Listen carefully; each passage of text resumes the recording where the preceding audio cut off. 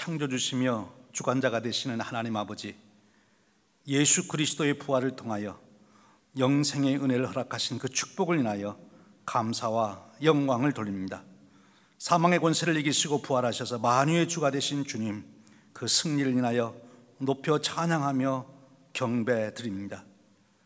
예수 그리스도의 부활의 신비와 은혜를 깨닫고 믿도록 역사하시는 성령님, 그 귀한 감동과 역사를 인하여 찬송과 영광을 돌립니다. 삼일체 하나님, 오늘도 저희들의 예배에 임재하여 주시옵소서. 오셔서 크신 존귀와 영광을 받으시옵소서. 예배하는 저희 온 교회와 한 사람 한 사람 위에 놀라운 은혜를 부어 주시옵소서.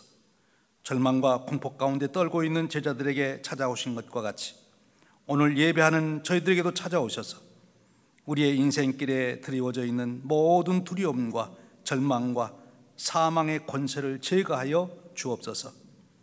부활의 소망과 기쁨으로 세상을 이기도록 세워 주시옵소서. 부활의 첫 열매가 되신 우리 주님 예수 그리스도의 이름으로 기원하옵나이다. 아멘.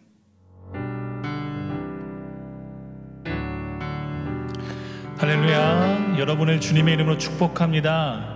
우리 다 함께 부활하신 주님께 기쁨으로 나아가시겠습니다. 할렐루야.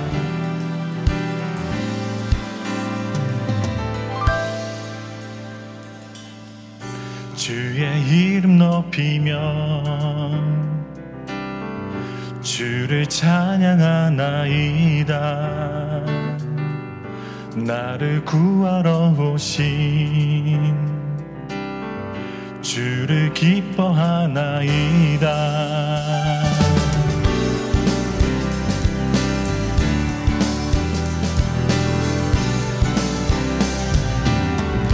다시 한번 찬양하겠습니다. 주의 이름 높이며 주를 찬양하나이다. 나를 구하러 오신 주를 기뻐하나이다.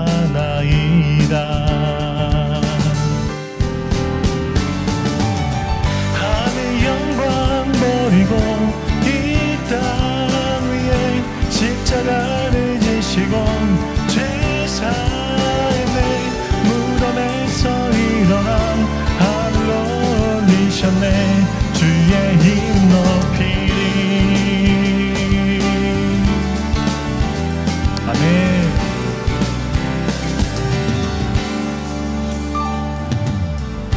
주의 이름 높이며 주를 찬양하나이다. 나를 구하러 오신 주를 기뻐하나이다. 하늘 영광 버리고 이 땅 위에 십자가를 지시고 죄사함의 무덤에서 일어나 하늘로 올리셨네. 주의 이름 높이리. 하늘 영광 버리고 이 땅 위에 십자가를 지시고 죄사함의 무덤에서 일어나 하늘로 올리셨네. 주의 이름 높이리.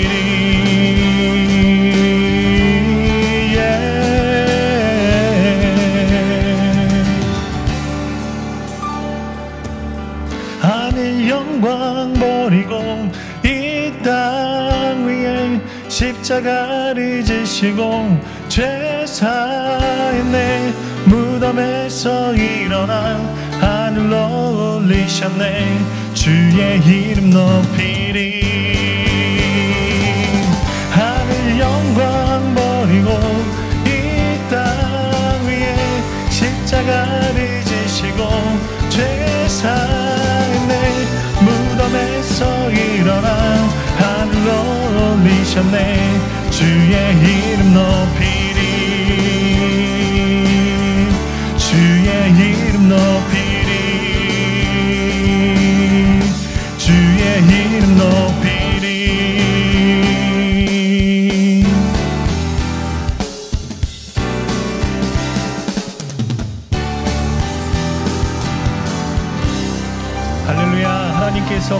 하시고 승리하셨습니다. 할렐루야.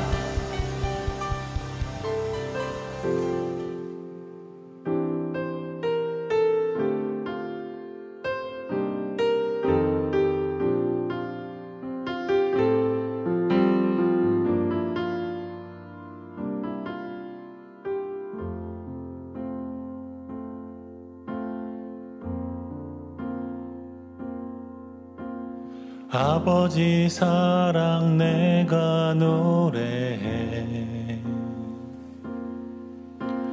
아버지 은혜 내가 노래해. 그 사랑 변함없으신, 거짓 없으신, 성실하신 그 사랑,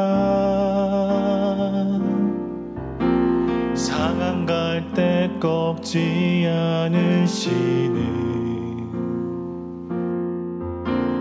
꺼져가는 등불 끄지 않는 그 사랑 변함없으신, 거짓 없으신, 성실하신 그 사랑,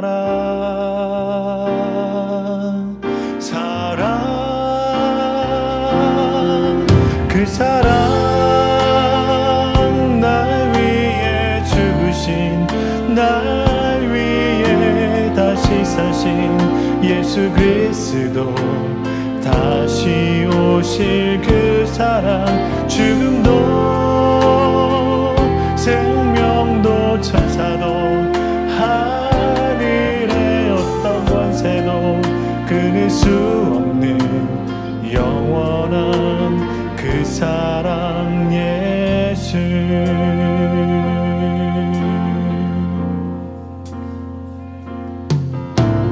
아버지 사랑 내가 노래해, 아버지 은혜, 아버지 은혜 내가 노래해. 그 사랑 변함없으신, 거짓 없으신, 성실하신 그 사랑, 상한 갈 때 꺾지 않으신, 아멘, 꺼져가는 등불 끄지 않는, 아멘, 그 사랑 변함없으신, 거짓 없으신, 성실하신 그 사랑,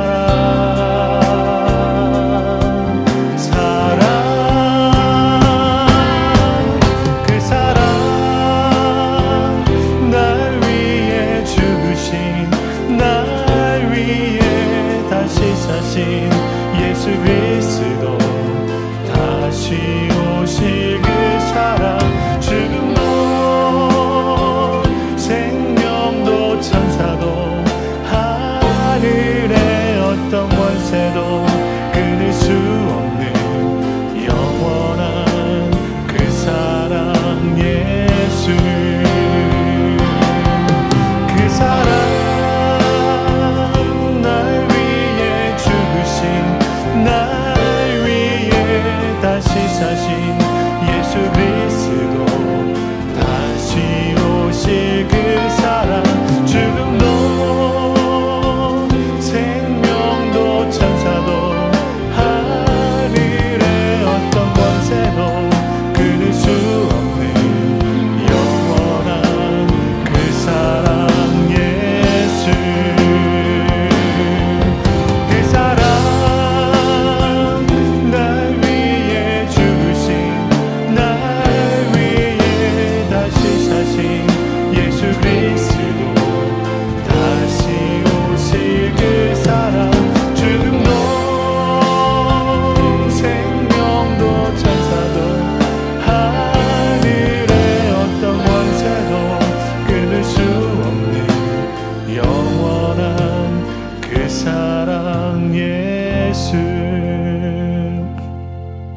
그 사랑 날 위해 주신 날 위해 다시 사신 예수 그리스도 다시 오실 그 사랑 죽음도 생명도 천사도 하늘의 어떤 권세도 끊을 수 없는 영원한 그 사랑 예수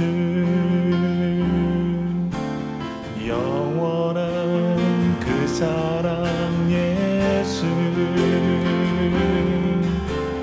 영원한 그 사랑 예수. 아멘. 우리 다 함께 사도신경으로 우리의 신앙을 고백합니다.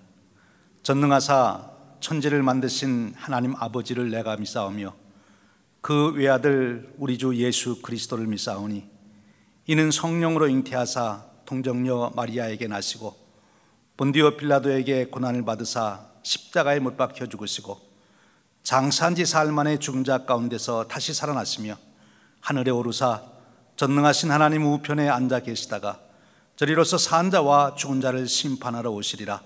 성령을 믿사오며 거룩한 공회와 성도가 서로 교통하는 것과 죄를 사하여 주시는 것과 몸이 다시 사는 것과 영원히 사는 것을 믿사옵나이다. 아멘. 우리 다 함께 영광송 우리 3장 성부 성자와 성령 우리 찬양합니다. 성부 성자와 성령 찬송과 영광 돌려보내세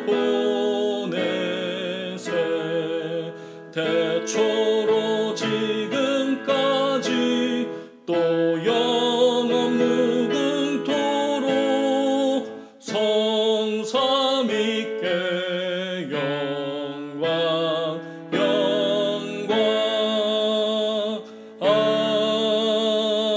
아멘. 다 자리에 앉으시겠습니다. 우리 이상범 목사님 대표 기도하십니다. 함께 기도하시겠습니다. 사랑과 은혜가 충만하신 하나님 아버지, 나는 부활이요 생명이니 나를 믿는 자는 죽어도 살겠고 무릇 살아서 나를 믿는 자는 영원히 죽지 아니라 말씀하셨습니다. 우리를 구원하시려고 독생자를 이 땅에 보내주시고 십자가에 달려 죽기까지 우리를 사랑하여 주셨습니다. 그리고 사망의 권세를 이기시고 죽음에서 부활하사 우리에게 영원한 생명의 소망을 주신 주님께 이 시간 영광과 찬양을 올려드립니다. 코로나19로 인해 사망과 공포의 그림자가 전 세계를 덮고 있는 이 가운데 오늘 부활주일 주님의 부활의 소식이 만방의 생명과 소망의 소식으로 전해질 될 것을 믿으며 기도합니다. 주님, 이 땅이 모든 어둠의 그림자가 물러가고 모든 것이 생명의 소식으로 바뀔 수 있도록 긍휼을 베풀어 주옵소서. 모든 상황들이 이제 생명의 상황으로 전환될 수 있도록 은총을 베풀어 주옵소서.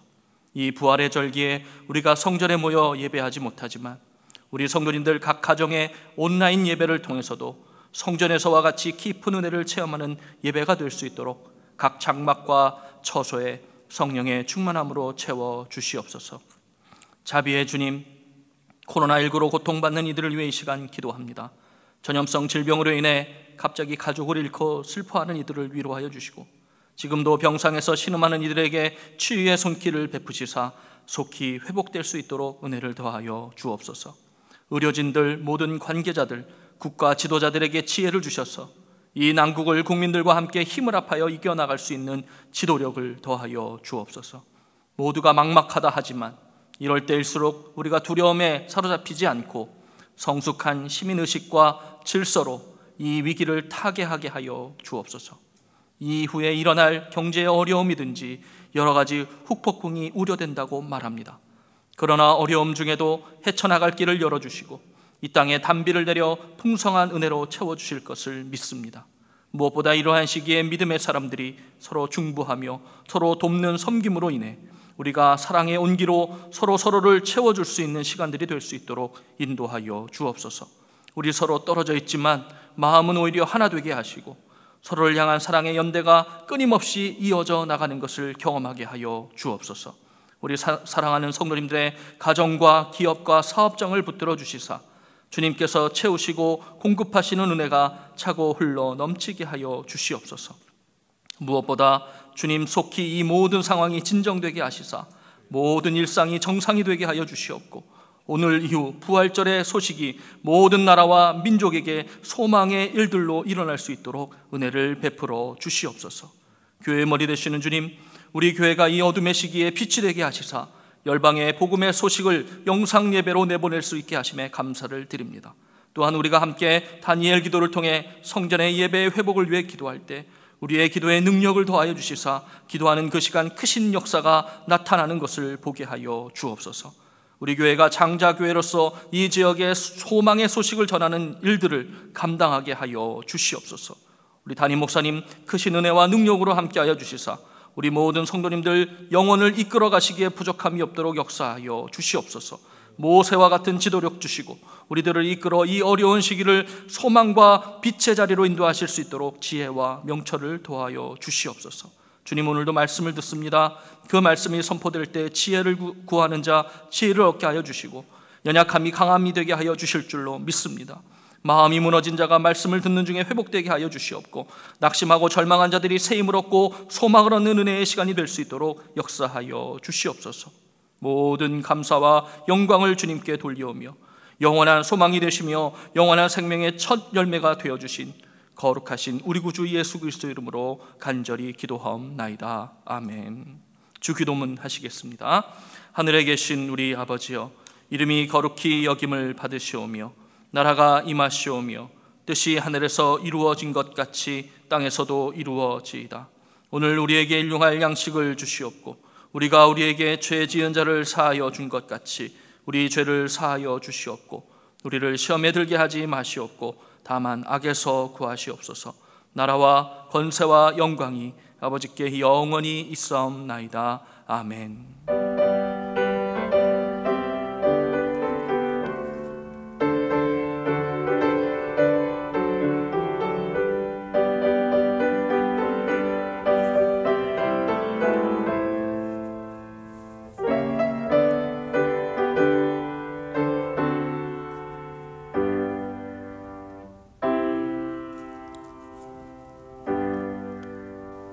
이제 우리 정성껏 준비한 헌금을 우리 주님께 봉헌하겠습니다. 봉헌하실 때 헌금을 두 손에 정성껏 들고 봉헌하시고요. 또는 성경책 위에 잘 올려놓고 또 우리 봉헌을 드리겠습니다.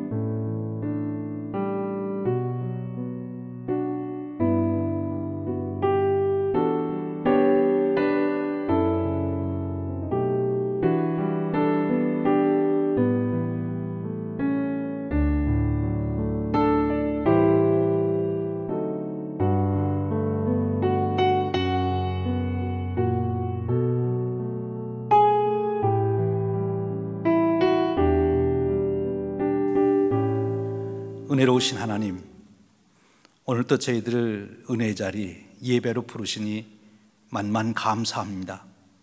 오늘 특별히 부활절 주일을 맞이하여 예배로 모일 때 저희들이 하나님께서 우리를 향하여 베푸신 그 놀라우신 축복과 은혜를 헤아려 봅니다. 저희들에게 영원한 부활의 생명을 주시었고 하늘나라의 상속자가 되는 권세를 주셨으니 만만 감사합니다. 뿐만 아니라 이 땅에 사는 동안에도 우리의 필요한 온갖 귀한 것들을 풍족히 채우시니 감사합니다. 우리가 어려운 시기지만 함께 사랑을 나눌 수 있는, 위로할 수 있는 가족들을 주셔서 감사드립니다. 또한 서로 격려하며 살 수 있는 좋은 친구, 이웃들을 주셔서 감사합니다. 무엇보다도 함께 예배하며 함께 하나님의 사랑과 축복을 나누는 교회로 저희들 세워주시니 감사합니다. 하나님, 오늘 또한 저희들에게 필요한 일용할 양식을 주셨고 때를 따라 돕는 은혜를 주시고 필요한 것들을 채워주셨으니 감사를 드립니다.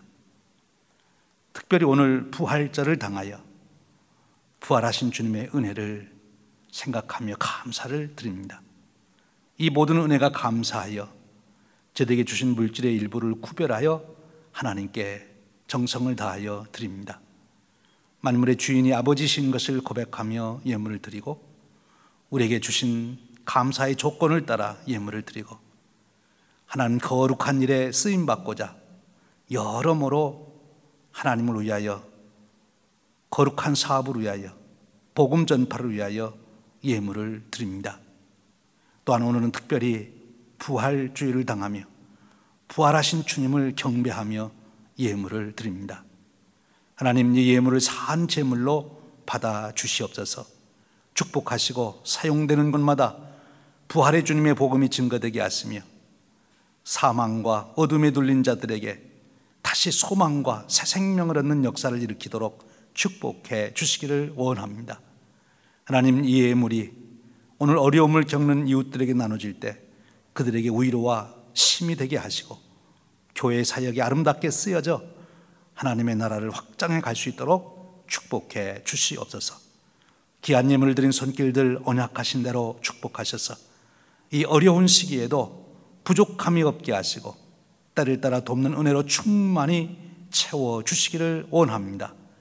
우리 성도님들 생명싸개로 싸주셔서 강건하게 지켜주시옵고 저들의 일터에도 복을 주셔서 나가 수고할 때 하나님 합당한 열매를 거두게 하시며 이 어려운 때 경영의 지혜를 허락하여 주시기를 원합니다. 이제 두려움과 어두움 속에 있는 자들이 있습니까? 부활의 주님 찾아가셔서 다시 소망과 새 힘을 공급하여 주시옵소서. 이 시간 온 교회가 간절히 기도합니다.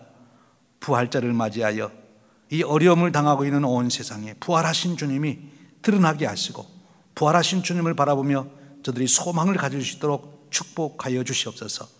땅 끝까지 이르러 부활의 주님의 복음이 증거되도록 역사하여 주시옵소서. 이 모든 말씀 우리 주님 예수 그리스도의 이름으로 기도하옵나이다. 아멘. 여러분, 참 어려운 때를 지나시지요. 부활하신 주님의 평강이 여러분들을 꼭 지켜주시기를 바랍니다. 교회 소식 한두 가지 함께 나누겠습니다. 여러분, 우리 교회가 이 어려운 때 함께 이 어려움을 극복하기 위해서 우리 교회에서 서로 돕기 센터를 운영하려고 합니다. 여러분 중에 혹시 무엇이든지 도움이 필요한 것이 있으면 우리 목회자들에게 알려주시기 바랍니다. 무엇이든지 좋습니다. 물품이 필요하시든지 식료품이 필요하시든지 아니면 어떤 서류 작성하는데 도움이 필요하든지 여러분께서 도움이 필요한 대로 알려주십시오. 또 여러분 중에 교우들을 돕기를 원하는 분이 계시면 무엇으로 도우려고 하시든지 또한 저희 교회자들에게 알려주시기를 원합니다. 이미 마스크를 많이 기증해 주신 분도 계시고요, 또 다른 면으로 이미 기증해 주신 분도 계시고 또 돕겠다고 하시는 분들도 계십니다. 여러분 중에서 어떻게 도우셔도 좋습니다. 여러분이 도우실 수 있는 것을 우리 목회자들에게 알려주시면 도움이 필요한 분들에게 꼭 필요가 되도록 연결하도록 또 그런 사역을 하도록 하겠습니다. 이 어려운 때 우리 부활의 주님 바라보며 우리가 함께 꼭 승리할 수 있기를 바랍니다. 또 하나는 여러분 다니엘 기도 운동에 여러분들을 초청합니다. 이제 내일 월요일부터 우리 교회가 이 모든 어려움이 끝나고 다시 성전에 모여 예배할 때까지 우리가 다니엘 기도 운동을 합니다. 누구든지 참여하실 수 있습니다. 아침 6시, 정오, 그리고 밤 9시에 여러분들에게 전달되는 기도문을 갖고 교회를 위해서, 교회를 향하여 얼굴을 향하고 기도하시면 됩니다. 여러분 다니엘 기도 운동에 여러분 꼭 함께 해주시기를 부탁드립니다. 그 외의 모든 안내 사항은 주보를 참조하시고 또 우리가 카톡방에 올려드리는 공지사항을 참조해 주시기를 부탁드립니다. 이제 우리 하나님 말씀 보겠습니다. 오늘 우리에게 주시는 하나님의 말씀은 사도행전 10장 34절에서 43절 말씀입니다. 사도행전 10장 34절에서 43절 말씀입니다. 함께 읽도록 하겠습니다. 베드로가 입을 열어 말하되 내가 참으로 하나님은 사람의 외모를 보지 아니하시고 각 나라 중 하나님을 경외하며 의를 행하는 사람은 다 받으시는 줄 깨달았도다. 만유의 주 되신 예수 그리스도로 말미암아 화평의 복음을 전하사 이스라엘 자손들에게 보내신 말씀 곧 요한이 그 세례를 반포한 후에 갈릴리에서 시작하여 온 유대에 두루 전파된 그것을 너희도 알거니와 하나님이 나사렛 예수에게 성령과 능력을 기름 붓듯 하셨음에 그가 두루 다니시며 선한 일을 행하시고 마귀에게 눌린 모든 사람을 고치셨으니 이는 하나님이 함께 하셨음이라. 우리는 유대인의 땅과 예루살렘에서 그가 행하신 모든 일의 증인이라. 그를 그들이 나무에 달아 죽였으나 하나님이 사흘 만에 다시 살리사 나타내시되 모든 백성에게 하신 것이 아니요 오직 미리 택하신 증인 곧 죽은 자 가운데서 부활하신 후 그를 모시고 음식을 먹은 우리에게 하신 것이라. 우리에게 명하사 백성에게 전도하되 하나님이 살아있는 자와 죽은 자의 재판장으로 정하신 자가 곧 이 사람인 것을 증언하게 하셨고 그에 대하여 모든 선지자도 증언하되 그를 믿는 사람들이 다 그의 이름을 힘입어 죄사함을 받는다 하였느니라. 이 말씀은 우리에게 주시는 살아계신 하나님의 말씀입니다. 아멘.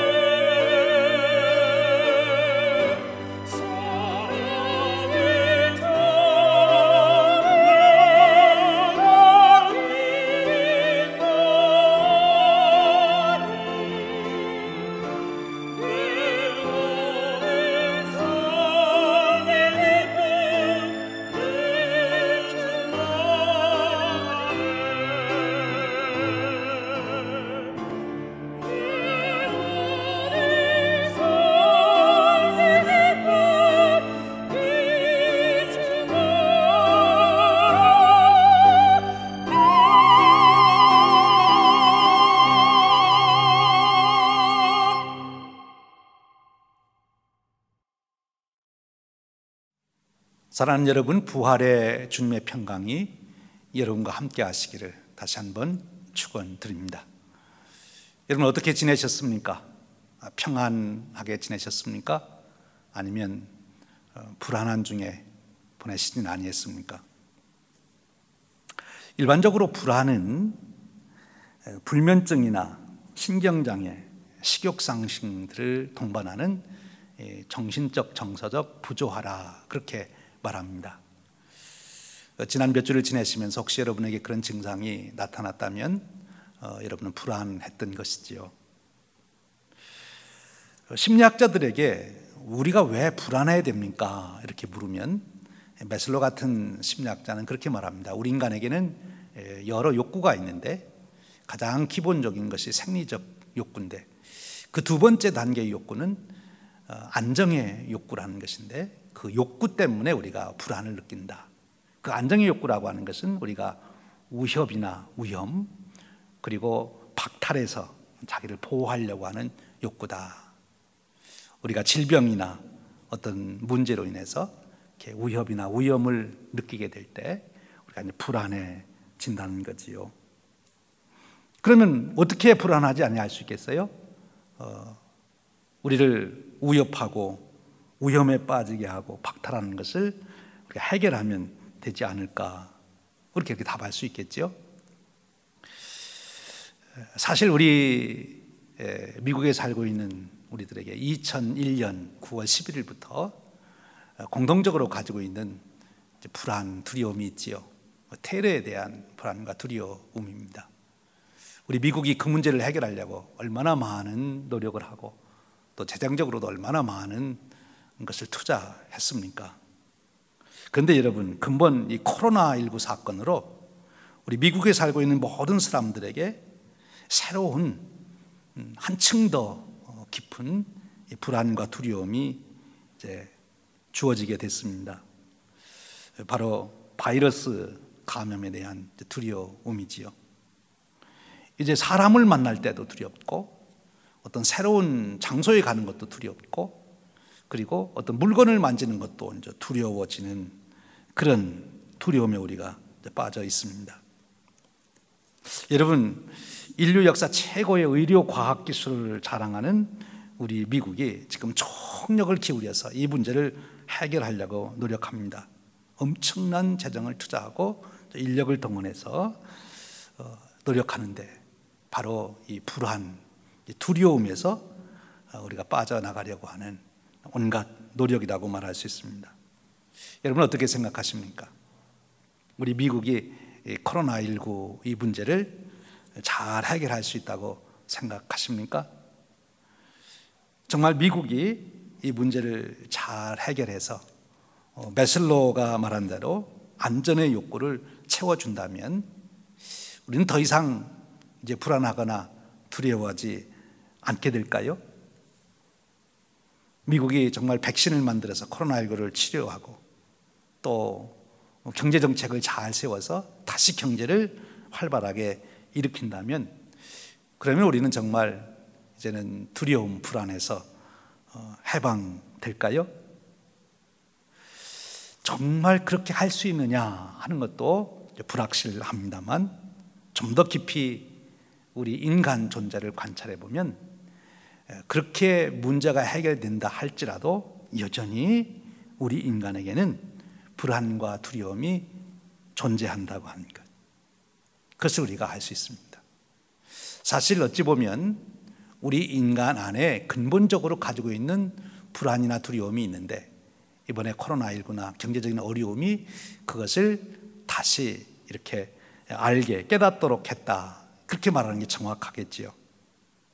인간은 환경과 상황과 조건을 바꾸어 평화를 찾으려 한다면 인간은 결국 영원히 평안을 찾을 수 없을 것이라는. 왜? 우리 인간은 아예 존재적으로 그런 불안과 두려움을 갖고 있는 존재이기 때문이라는 것입니다. 우리 인간을 좀 더 깊이 관찰하고 연구한 사람들이 있지요. 바로 철학자들, 신학자들이라고 말합니다. 여러분, 실존 철학은 우리 인간을 진단하기를 왜 인간이 불안하냐, 그것은 우리 인간은 피조물, 인간으로서의 유한성, 한계를 가지고 있기 때문에 그렇다 하는 것입니다. 우리 인간은 죽을 수밖에 없지요. 우리 인간은 능력의 한계가 있습니다. 또 우리 인간이 자유를 가지고 있다고 합니다만, 이 자유 때문에 오히려 불안하다는 거예요. 왜냐하면 자유에는 항상 책임이 따라오기 때문이라 그렇게 말합니다.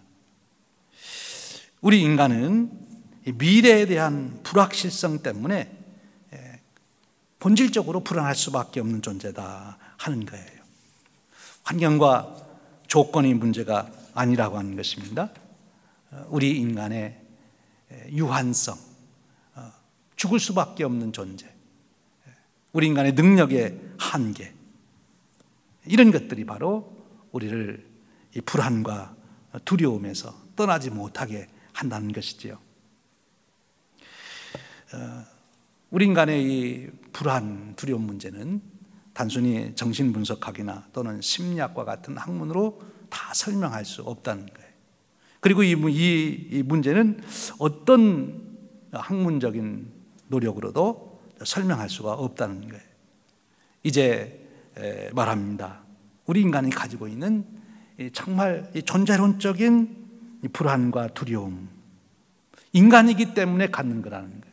그럼 이 인간이 이 갖고 있는 불안과 두려움을 해결할 수 있는 방법은 오직 하나밖에 없다는 거죠. 그것은 하나님, 창조주를 만나는 것, 창조주 하나님과의 관계를 회복할 때만이 인간은 비로소 이 존재론적인 불안과 두려움에서 해방될 수 있다라고 말합니다.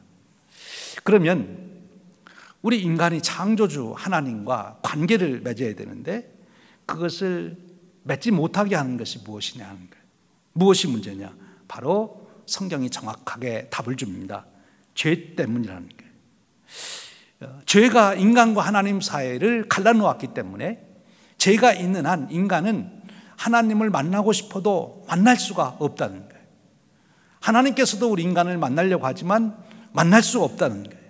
이 죄 문제가 해결되지 아니하면 인간은 하나님을 만날 수 없고, 하나님을 만날 수 없는 한 인간은 존재론적으로 불안과 두려움에 살아갈 수밖에 없는 존재다 하는 것입니다.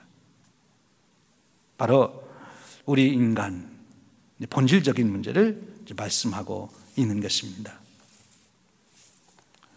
바로 이런 우리 인간의 문제를 본인이 아주 적나라하게 경험한 철학자가 있습니다. 최고의 지성이고 또 인류가 가지고 있는 최고의 좋은 환경 조건을 다 누리고 살았음에도 불구하고 불안을 느낄 수밖에 없었던 인간.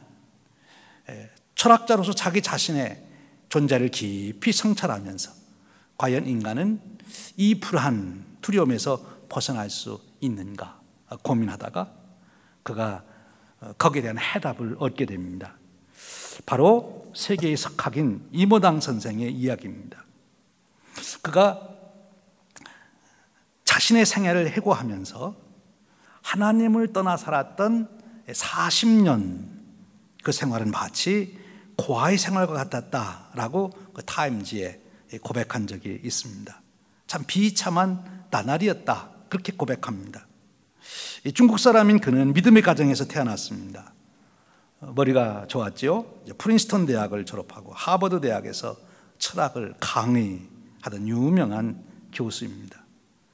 그가 철학의 세계를 들어가며 하나님을 떠나 40년을 살게 됩니다. 그러나 40년이 지난 후에 다시 그가 하나님의 품에 돌아와서 그는 이 회고록을 쓴 것이지요. 그는 그렇게 고백한 거예요. 내가 하나님을 떠나 사는 동안은 마치 고아와 같았다. 이제 하나님의 품에 다시 돌아오니 마치 어린아이가 어머니의 품에 안긴 것 같은 그 평안을 내가 느낀다고 고백한 것입니다. 여러분, 하나님은 사람을 찾습니다.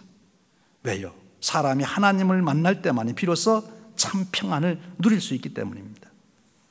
처음 하나님을 떠났던 아담을 찾아오셔서 아담아 내가 어디 있느냐라고 아담을 찾으셨던 하나님, 오늘 또 여전히 우리 인간들을 향하여 사람아 내가 어디 있느냐고 찾고 계십니다. 여러분, 우리 인간은 하나님의 창조물로서 하나님의 형상대로 지음을 받은 자로서 하나님을 만나야만 하는 존재입니다. 하나님을 만나기 전에는 절대로 평안을 누릴 수가 없는 거예요.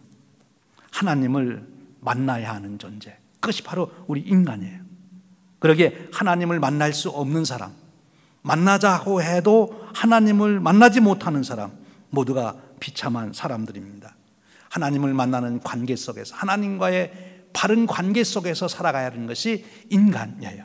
그 속에 진정한 평화가 있다고 하는 것입니다. 여러분, 두렵습니까? 불안하십니까? 우리가 하나님을 만나야, 하나님과의 바른 관계가 회복되어야 이 존재론적인 평화를 얻을 수 있습니다. 어떤 조건과 환경에 흔들리지 않는 절대적 평안, 그것은 오직 하나님께로부터만이 오는 것이요 하나님 안에 있는 자만이 누리는 축복인 것입니다. 사랑하는 여러분, 오늘 우리가 읽은 이 사도행전의 말씀에 바로 이와 같은 축복을 얻게 되는 한 사람이 소개가 됩니다. 어떻게 그러면 사람이 하나님을 만날 수 있습니까? 하는 거예요. 하나님을 만날 수 없게 한 것이 죄라면 어떻게 그럼 우리 인간이 죄의 문제를 해결하고 그리고 하나님을 만날 수 있습니까? 바로 거기에 대한 답을 보여주고 있는 것이 오늘 성경의 말씀입니다. 사도행전 10장, 오늘 우리가 읽은 본문 말씀, 로마의 군대 백부장 고넬료의 이야기지요. 그는 베드로로부터 한 이야기를 듣고 새로운 인생에 대한 진리를 깨닫게 됩니다. 그리고 그것을 믿습니다. 결국 그 진리를 믿고 그는 하나님을 만나게 되고 하나님의 자녀로서의 평강을 누리는 삶에 들어가게 된 것입니다. 여러분, 여기서 우리는 이제 관심을 갖습니다. 도대체 베드로가 고넬료에게 무슨 이야기를 해 주었기에 고넬료는 그 이야기를 듣고 하나님을 만나고 그 하나님의 자녀가 되는 평강의 삶을 살게 되었느냐 하는 것이지요. 오늘 베드로가 고넬료에게 들려준 이야기, 그것이 오늘 우리가 읽은 본문에 정확하게 나와 있습니다. 10장 36절에 이렇게 말합니다. 만유의 주 되신 예수 그리스도로 말미암아 화평의 복음을 전하사. 베드로가 고넬료에게 들려준 말씀이에요. 여기 보면은 화평의 복음이라는 말이 나옵니다. 평화의 복음이지요. 우리 인간이 존재론적인 평화, 절대적인 평화를 얻을 수 있는 길이 있다는 것입니다. 그 길을 알려주는 것이 복음이에요. 그것이 기쁜 소식입니다. 로마의 군대 장교로 어찌 보면 그 당시에 부족함이 없었던 고넬료였지만 그 내면 깊숙이 자기 자신을 성찰하면서 그가 경험했던 이 불안, 바로 이 복음을 듣고 해결할 수 있게 된다는 거예요. 불안과 두려움이 사라지고 참된 평화를 얻을 수 있는 그 복음, 그것이 바로 베드로가 고넬료에게 해준 이야기입니다. 그런데 그 평화가 어떻게 이루어집니까? 바로 만유의 주 되신 예수 그리스도를 통해서 이루어진다는 거예요. 만유의 주 되신 예수 그리스도로 말미암아 화평의 복음을 전했다. 만유의 주 되신 예수 그리스도, 그분을 통해서 우리는 진정한 평화를 얻을 수 있게 되었다는 것입니다. 예수 그리스도, 그분이 누구시기에 그렇습니까? 예수 그분이 무슨 일을 했기 때문에 우리가 그분을 통해서 하나님을 만나게 되고 그리고 하나님의 자녀된 자가 누리는 그 진정한 평화를 누릴 수 있는 것입니까? 10장 38절에 말씀합니다. 하나님이 나사렛 예수에게 성령과 능력을 기름 붓듯 하셨음에 그가 두루 다니시며 선한 일을 행하시고 마귀에게 눌린 모든 사람을 고치셨으니 이는 하나님이 함께 하셨습니다. 여기 나사렛 예수에게 성령과 능력을 기름 붓듯 하셨으며, 이 말씀은 성령이 임하셨다는 말씀이면서 동시에 이것은 예언자들의 말씀이 성취되었다 하는 그런 뜻입니다. 예수님은 이 땅에 우연히 오신 분이 아닙니다. 어느 날 갑자기 태어나신 분이 아니라 오래전부터 많은 예언자들에 의해서 예언되었던 분입니다. 하나님의 아들 메시아가 이 땅에 오셔서 우리의 구원을 이루실 것이라고 하는 그 예언이 바로 예수님에게서 성취되었다 하는 것입니다. 그리고 그 예수님께서 예언된 대로 사역을 하십니다. 두루 다니며 선한 일을 행하시고 마귀에게 눌린 모든 자를 고치셨다. 마귀에게 눌린 자들을 고치셨다. 그렇게 말합니다. 그리고 하나님이 함께 하셨다라고 표현합니다. 예수님이 바로 예언된 메시아, 하나님의 아들이라고 하는 것을 말씀해 주시고 있는 것입니다.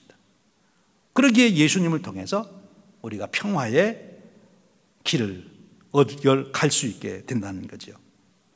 베드로는 만유의 주 되신 예수 그리스도로 말미암아 평화의 축복을 얻을 수 있다는 그 소식을, 이야기를 들려준 것입니다. 특히 그는 놀라운 증언을 합니다. 우리는 유대인의 땅과 예루살렘에서 그가 행하신 모든 일의 증인이라 그들이 나무에 달아 죽였으나, 여기 놀라운 증언을 하고 있어요. 그 예수님께서 하신 일 중에 하나가, 예수님에게 일어난 일 중에 하나가 사람들이 그를 나무에 달아 죽였다 하는 것입니다. 십자가 사건을 말하는 것입니다. 예수 그리스도의 십자가, 우리 기독교의 영원한 주제가 됩니다. 기독교 복음의 핵심입니다. 왜 그렇습니까? 이 십자가가 바로 죄를 해결하기 때문에 그렇습니다. 우리 인간이 하나님 앞에 나아갈 수 있는, 하나님의 자녀가 되는 것을 막고 있는 이 죄를 해결할 수 있는 길은 바로 예수님께서 십자가의 죽으심으로 이루어졌다는 것입니다. 예수님의 십자가의 죽으심, 그것은 우리의 속죄의 제물이 되신 사건이었어요. 우리의 죄를 대속하시는 사건이었어요.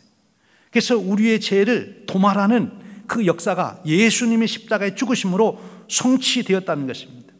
그래서 누구든지 예수님께서 내 죄의 형벌을 십자가에서 짊어지셨다고 믿고 고백하게 되면, 예수님을 나의 대속의 주님으로 믿게 되면 바로 죄의 문제가 해결되고 하나님의 자녀가 되는 특권을 얻게 됩니다. 하나님 나라의 상속자가 된다는 것이지요. 지금 베드로가 고넬료에게 이 이야기를 해준 거예요. 바로 예수 그리스도께서 십자가에서 죽으셨습니다. 대속의 죽음을 죽으셔서 우리의 구세주가 되셨습니다. 여러분, 예수님께서 여러분의 모든 죄를 짊어지시고 십자가에서 대속의 죽음을 죽으신 줄로 믿습니다. 베드로는 고넬료에게 또 하나의 놀라운 사실을 이야기해 줍니다. 증언합니다. 그것이 무엇입니까? 10장 40절 말씀이에요. 하나님이 사흘 만에 다시 살리사 나타내시되, 하나님께서 이 죽어 장사된 예수를 3일 만에 다시 살리셔서 나타내셨다는 것입니다. 예수님이 다시 부활하셨다는 거예요. 여러분, 예수님의 사건 중에 가장 놀라운 사건이 바로 예수님의 부활 사건입니다. 사실 우리 기독교는 예수님의 이 부활이라고 하는 사건 속에 그 기초를 두고 있습니다.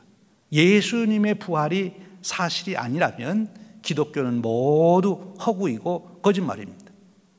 그런데 예수님의 부활이 사실이라면 바로 그 위에 모든 기독교의 진리가 견고하게 세움을 받는 것이지요.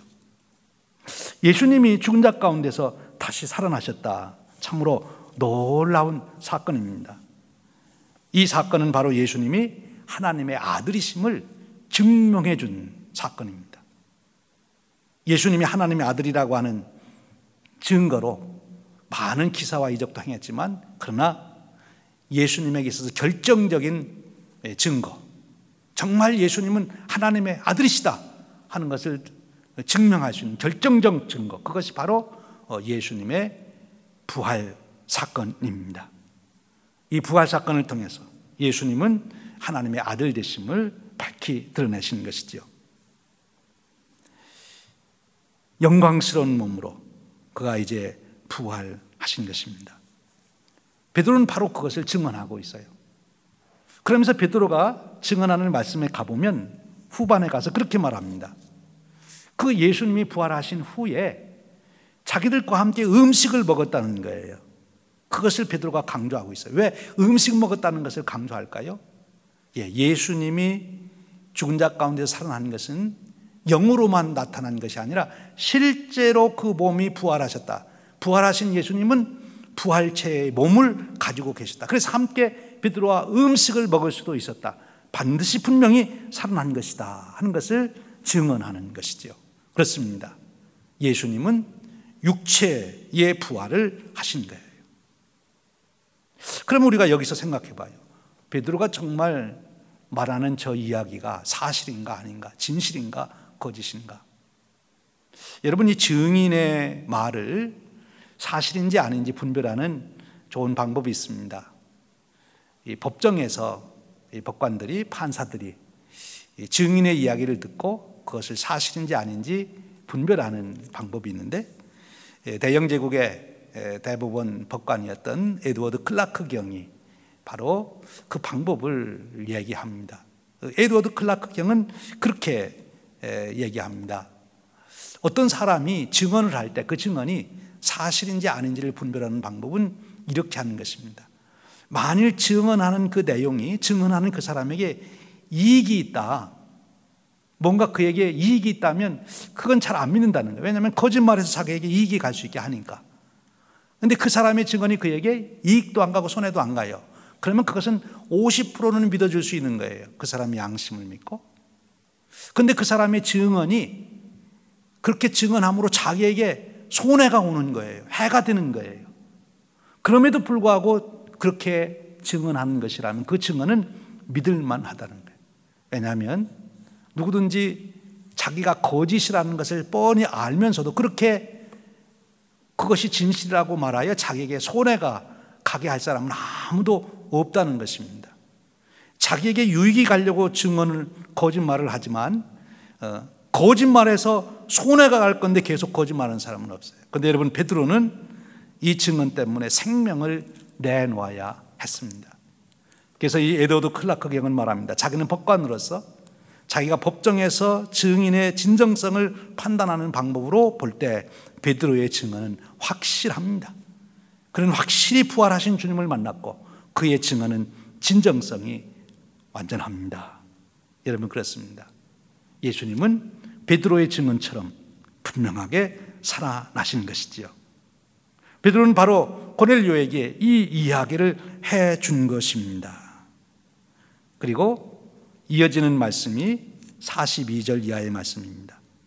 우리에게 명하사 백성에게 전도하되 하나님이 살아있는 자와 죽은 자의 재판장으로 정하신 자가 곧 이 사람인 것을 증언하게 하셨고, 이 부활하신 주님이 부활한 것으로 끝나지 아니하고 오늘 놀라운 사실 하나를 더 증언하는데, 살아있는 자와 죽은 자의 재판장으로 세우셨다는 것입니다.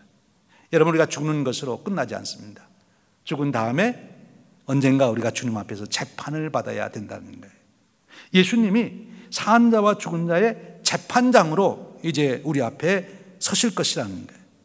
우리가 그 앞에 서서 재판을 받아야 된다는 것이지요. 여러분, 여기에 우리가 구원받아야 될 필연성이 있는 것입니다. 우리는 재판장 예수님 앞에 서서 멸망으로 가는 재판을 받기 전에 지금 여기서 예수님을 우리가 나의 구주로 영접하고 이 구원을 받아야 된다 하는 것입니다. 이제 이어지는 43절 말씀을 보십시오. 그에 대하여 모든 선지자들도 증언하되 그를 믿는 사람들이 다 그의 이름을 힘입어 죄사함을 받는다 하였느니라. 십자가에 죽으신 예수님, 부활하신 예수님, 산자와 죽은 자의 재판장이 되신 예수님, 그분을 믿는 자에게는, 그 이름을 믿는 자에게는 죄사함을 받는 놀라운 축복이 주어졌다는 것입니다. 여러분, 제가 어떤 역할을 한다고 그랬죠? 우리 창조주 하나님과 우리를 단절시켜 놓는, 우리가 하나님 앞에 갈 수 없도록 만드는 것이 죄라고 그랬어요. 그런데 바로 십자가에서 우리의 죄를 대속하신 주님, 부활하셔서 사망의 권세를 이기신 주님, 그리고 우리의 재판장이 되시는 그 주님, 그 예수 그리스도를 믿으면 그 죄가 사함을 받는다는 것입니다. 더 이상 죄가 우리에게는 없는 것이죠. 그래서 우리는 이제 담대하게 하나님 앞에 나아갈 수 있는 거예요. 여러분, 이제 44절 이하에 이루어지는 말씀을 잘 살펴보십시오. 거기에 놀라운 말씀이 또 기록되어 있습니다. 베드로가 이 말을 할 때에 성령이 말씀을 듣는 모든 사람에게 내려오시니, 참으로 놀라운 사건입니다. 베드로가 예수님에 대한 복음을 증거하고 있을 때 성령님이 그것을 듣는 자들에게 임하셨다는 거예요. 이것은 무슨 뜻입니까? 지금 베드로가 증언하는 이 복음이 사실이다, 진리이다, 진실이다 하는 것을 입증해 주는 거예요. 베드로의 말을 입증해 준, 증명해 준 사건이 베드로의 말을 듣는 자들에게 성령이 임하신 것입니다. 고넬료를 비롯해서 그 가정에 있던 자들에게 성령님이 임하십니다. 그래서 그들이 하나님을 찬양하게 되고, 그들이 방언을 하게 되고, 그들의 은사가 일어나게 되는 것을 봅니다. 성령님이 확증해 주신 사건, 베드로의 증언 사건인 것입니다. 사랑하는 여러분, 누구든지 이 화평의 복음을 듣고 믿는 자에게는 성령님 임하셔서 확증하여 주십니다. 우리가 진정으로 나의 죄를 대속해 주신 십자가의 그 주님, 사망의 권세를 이기시고 부활하신 우리 주 예수 그리스도, 나의 재판장이 되시는 그 주님을 우리가 믿고 영접하고 고백하게 될 때 성령님이 우리에게 임하셔서 확증해 주신다는 거예요. 그 확증의 증거가 무엇입니까? 바로 우리 안에 화평, 평화를 주신, 하나님의 자녀가 됐다고 하는 그 기쁨, 내가 이제 영원한 하나님 나라의 상속자가 되었다는 그 평강이 우리를 지배하게 되는 것입니다. 이것을 존재론적인 평화다, 그렇게 말합니다. 구원받은 자의 평화인 것입니다. 이 세상에 어떤 것도 흔들 수 없는 평화. 왜요? 사망의 권세까지 극복한 평화이기 때문에 그렇습니다. 실존 철학자들이 진단한 대로 인간의 유한성 때문에, 죽음의 한계성 때문에 다가오는 불안, 그 불안을 극복할 수 있는 길, 그것은 오직 부활하신 주님, 그 주님으로부터 오는 평강, 그것만이 가능한 것입니다. 이제 이어지는 말씀 보십시오. 은사가 나타나고 세례를 받습니다. 이 세례를 받는다고 하는 것은 많은 사람들 앞에서 나는 이제 예수님을 구주로 영접했습니다 라고 하는 그 고백이에요. 증거하는 것입니다. 내가 하나님의 자녀가 됐다는 것을 공개적으로 드러내는 것이죠. 여러분, 우리의 삶이 바로 세례받은 자의 삶이 되기를 축원합니다. 여러분이 정말 부활하신 주님을 여러분의 주님으로 영접했을진데, 분명 여러분에게는 존재론적인 평화, 어떤 것도 흔들 수 없는 평화, 코로나19든 경제적인 어려움이든 어떤 것도 흔들 수 없는 근본적인 평화가 여러분들에게 있을 것입니다. 마지막 죽음까지도 여러분들이 다 감당할 수 있는 평화가 있을 거예요. 여러분, 그 평화를 가진 자로서 여러분들은 이제 이 두려움 있는 세상 속에 나가, 불안에 떨고 있는 세상에 나가 우리가 세례받은 자로서 증거하며 살아야 된다는 것입니다. 그리스도의 증인이 되어야 되는 것이죠. 오늘 베드로가 먼저 그 은혜를 받고 증인으로서 그 복음을 전합니다. 그랬더니 고넬료와 그 가정에 모였던 자들이 그 복음을 듣고 구원을 받습니다. 구원을 받은 그들이 또 나아가 그 복음을 전했습니다. 여러분, 그 복음이 오늘 우리에게까지 증거된 것이 아닙니까? 이제 우리도 바톤을 이어서 그 복음을 증거해야 되겠습니다. 여러분, 오늘 부활주의를 당하여 부활하신 주님의 그 평강이 여러분들의 심령을 지배하시기를 주님의 이름으로 축원합니다. 성령님께서 여러분들에게 오셔서 그 평강의 능력, 권세를 가지고 두려움에 떠는 세상에 나가 우리 주 예수 그리스도를 증언할 수 있는 놀라운 능력을 주시기를 축원합니다. 오늘 저와 여러분의 삶이 부활의 평강 속에 살아가는 삶, 승리의 기쁨으로 살아가는 그런 축복된 삶이 되시기를 주님의 이름으로 축원드립니다. 우리 함께 기도하겠습니다. 생명의 주인 되신 하나님 아버지, 우리는 지금 코로나19로 인하여 불안해하고 있습니다. 그로 인한 경제적인 어려움 때문에 두려워하고 있습니다. 사실은 더 깊이 생각해 보니 우리 인간의 존재적 한계, 죽음과 유황성 때문에 오는 두려움, 불안에 저희들이 떨고 있습니다. 그러나 오늘 복음의 말씀을 통하여 우리로 다시 한번 주님의 은혜 가운데 이르도록 일깨우시고 확증시켜 주시니 감사합니다.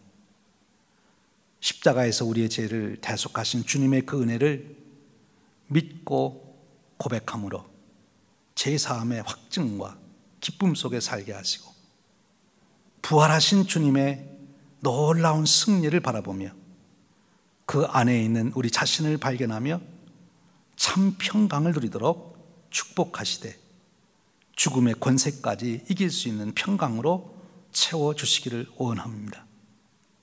이제 베드로와 같이 부활의 주님의 증인되어 살아가는 저희를 되게 하셔서 인간의 한계성과 죄로 인하여 두려워 떨고 있는 세상에 나아가 참 평화를 누리는 자의 놀라운 삶을 드러내게 하시고 그로 인하여 우리 주님 예수 그리스도를 증언케 하심으로 저희들의 증언과 삶을 통하여 또한 세상에 새로운 복음의 역사를 이룰 수 있도록 축복하여 주시옵소서. 부활의 증인되어 살아가는 기쁨과 평강이 넘치도록 성령님 저희들을 이끌어 주시옵소서. 우리 주님 예수 그리스도의 이름으로 기도하옵나이다. 아멘. 우리 다 함께 일어나셔서 오늘 주신 말씀 마음에 새기며 우리 찬송가 159장 우리 기뻐 찬송하세 함께 찬양하겠습니다.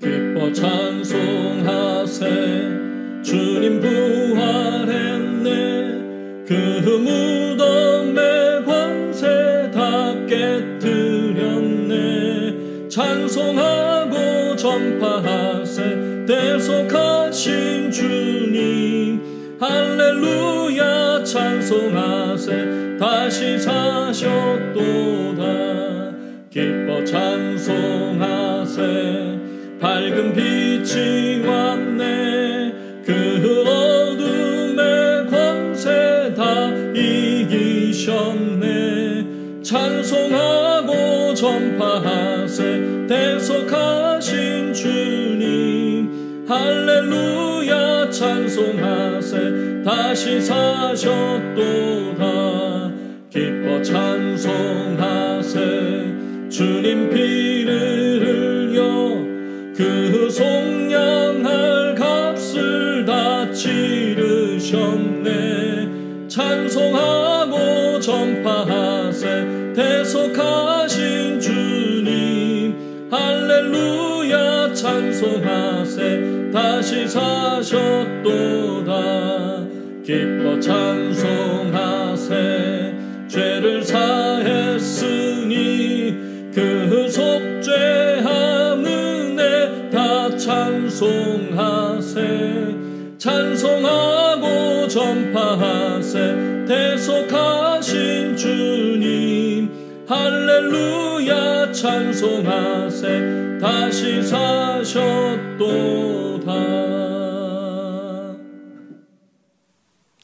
기도하겠습니다.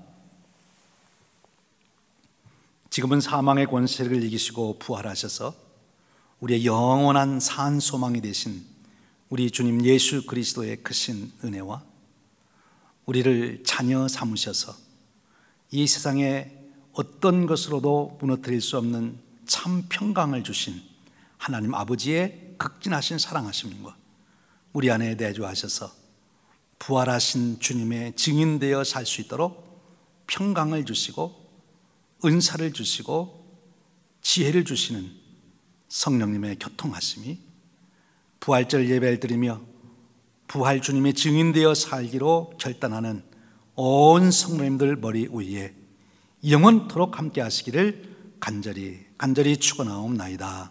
아멘.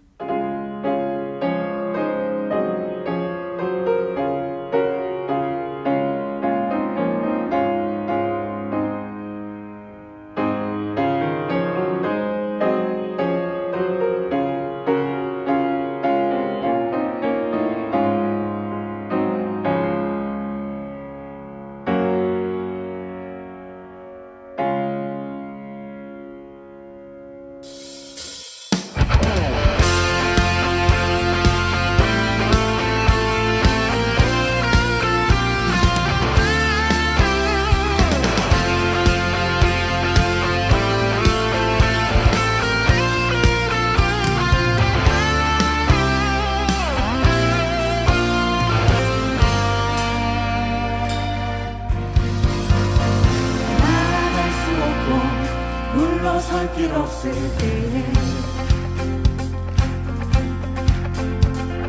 주님은 나의